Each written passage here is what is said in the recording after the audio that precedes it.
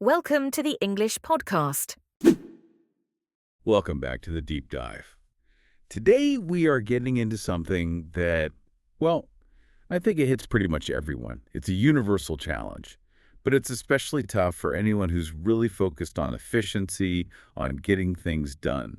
It really is. We're talking about that relentless internal chatter, the mental loops that just spin and spin but don't actually lead to any solutions. Exactly. And to do that, we're looking at a fascinating piece of source material. It's titled Excerpts from Silencing the Inner Noise, and it frames the whole problem around one single powerful question: how to stop overthinking. And our mission for this deep dive is to really unpack that. We're trying to understand the quest itself. When someone searches for that phrase, what are they really looking for? It's like a shortcut to mental clarity. If you're someone who wants to absorb knowledge fast, you first have to clear out the junk. You have to tackle that internal repetition that just slows everything down. It's an investigation into cognitive efficiency, really. Overthinking isn't just a bad habit. I'd argue it's the single biggest barrier to acting on new knowledge and actually retaining it. Okay, so let's start with the source's title. I love this metaphor. Inner noise. Hmm. When you hear that, what does it immediately bring to mind? Why noise instead of, say, just worry? Well, noise is such a perfect word for it. Think about it. It's the difference between a clear radio signal and just static. Productive thought has a direction. You're planning something, you're solving a problem. Right, it's focused. Exactly. But noise, that's just cognitive clutter. It's high volume, but it's got zero useful information. It's what gets in the way of calm or of action. Yeah, if you stop and actually listen to what overthinking sounds like in your own head, it's never one clear voice. It's a mess. It's that embarrassing thing you said 3 years ago on a loop, or it's the 10 different catastrophic what-ifs for a project that hasn't even started. It's the lack of direction that makes it noise. Productive thinking, it moves you from point A to point B.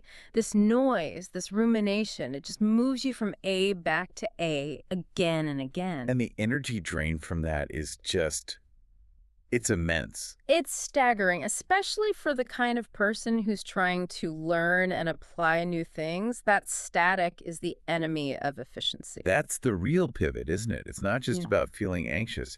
It's about how it makes you perform poorly. So how does that internal static actually hurt your real-world performance? The biggest cost is context switching. Your brain, think of it like a computer CPU. It doesn't just run those worry loops in the background for free. Right. They actively steal your processing power. So every single time something new from the outside world comes in, an email, a report, a person talking to you, your brain has to try and pause the noise, load this new data, process it. And then the noise just jumps right back in. It fires right back up and demands attention. So you're not just a little bit distracted. We're talking about a serious degradation in your performance because you're forcing your brain to multitask in the worst possible way. So that feeling of decision fatigue, that's part of it. It's a huge part of it. The noise makes you relitigate decisions you've already made. You burn through all your best focus and willpower just managing your own head before you even start your most important work for the day. So if you're trying to learn something complex, the capacity just isn't there. It's simply not there. The new information has nowhere to land. It stays superficial because your working memory is already full of this static, this inner noise. It's the enemy of deep work. It stops you from ever really achieving that flow state. Precisely.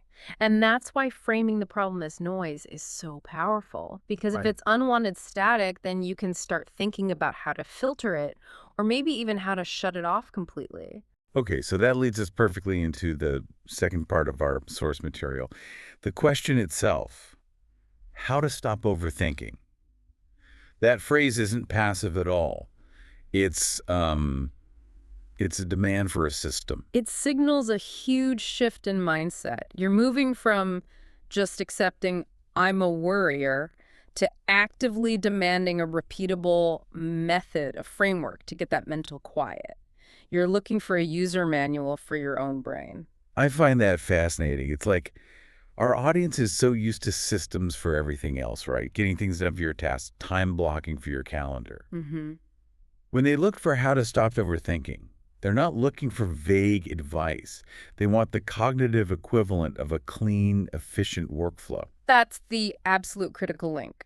The belief is, and I think it's a correct one, that if you can structure an external process like your email inbox, you should be able to structure an internal one. So the phrase how to implies that overthinking isn't who you are. It's a process. It's maybe a skill you learned badly, and so you can unlearn it and replace it with something better. Yes, a more efficient process. And even though we don't have the full text here, we can infer what those how-to techniques would probably look like based on what works. So what would satisfy that demand for structure? Well, it would almost certainly revolve around a few core pillars that appeal to that need for a system. First, you'd have externalization, Yeah. getting the noise out of your head. So writing it down, Eh, journaling, making a list. Exactly. You turn that infinite, scary internal loop into a finite list you can actually look at. Second would be time boxing. Classic efficiency hack. Right. It's perfect for this. You don't let the rumination run wild all day. You schedule it. You say, okay, I'm going to worry about this for 15 minutes at 4 p.m.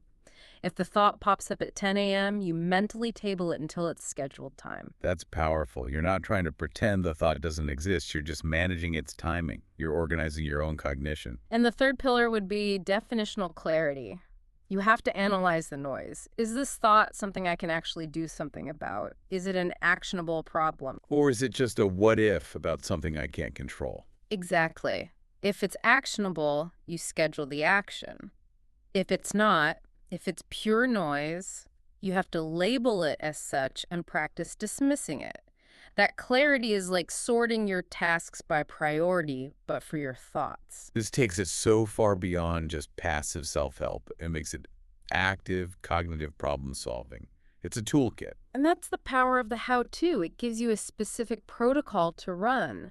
So when that repetitive worry hits you, you don't feel helpless anymore. You know you have a system to deploy. Right. And that brings us to the promise. Let's spend our last segment on this. The end goal here is silencing. I mean, that's an absolute word. It's not quieting the inner noise, it's silencing it.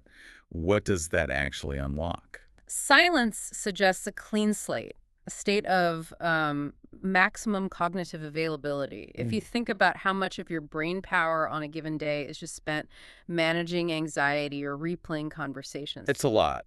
It's a huge percentage. Now imagine you get all of that back, all of it. We're talking about freeing up the bandwidth, not just to get through the day, but to do genuinely creative, high-level, deep work. Okay, so give me a concrete example. What does that recovered bandwidth look like for someone who's trying to learn and apply knowledge? It looks like better integration. When your working memory isn't clogged with noise, you can actually process new information properly. You move beyond just memorizing facts to actually synthesizing them. So instead of reading an article and then immediately your mind jumps back to worrying about some email. You stay with the material long enough to connect it to what you already know. You form these much stronger, more durable memories. The learning is deeper. It sticks. So silencing the noise is actually a direct path to mastering things faster. It's the ultimate mental leverage. It is. And think about decision making. Overthinking is usually driven by a fear of making the wrong choice. It's avoidance. Analysis paralysis. Total paralysis. But in a state of mental silence, you can engage in what you might call strategic thinking. Your focus shifts from trying to avoid bad outcomes to actually maximizing good ones. Your brain's energy goes from damage control to opportunity hunting. So the real takeaway from the source material is that the first step isn't just noticing the noise.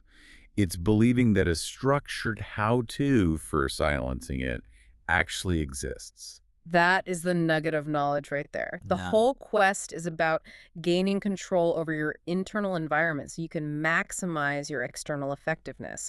It turns what feels like this huge, heavy burden of anxiety into a solvable process-based challenge. And the goal isn't just to feel less worried. The goal is to be dramatically more effective. We've really hit on the key ideas from the source, recognizing the problem as inner noise, framing the solution as an achievable how to stop, and then aiming for that high-value prize of silencing. Which brings us to the final thought we want to leave you with. It's a question, really. If you actually succeed in this process, if you silence the inner noise and truly stop overthinking, that creates a huge amount of open space in your mind. A vacuum. A vacuum, exactly. So the question for you to think about is this. If your brain were suddenly freed from all that clutter, what kind of focused, productive thinking would immediately rush in to fill that void? What is the single most important thing you would start concentrating on once you finally had the space? The real goal isn't the silence itself, but what you choose to fill it with. Something to think about as you start your own quest for mental quiet. Thanks for taking this deep dive with us. Until next time, keep digging. Subscribe to learn English.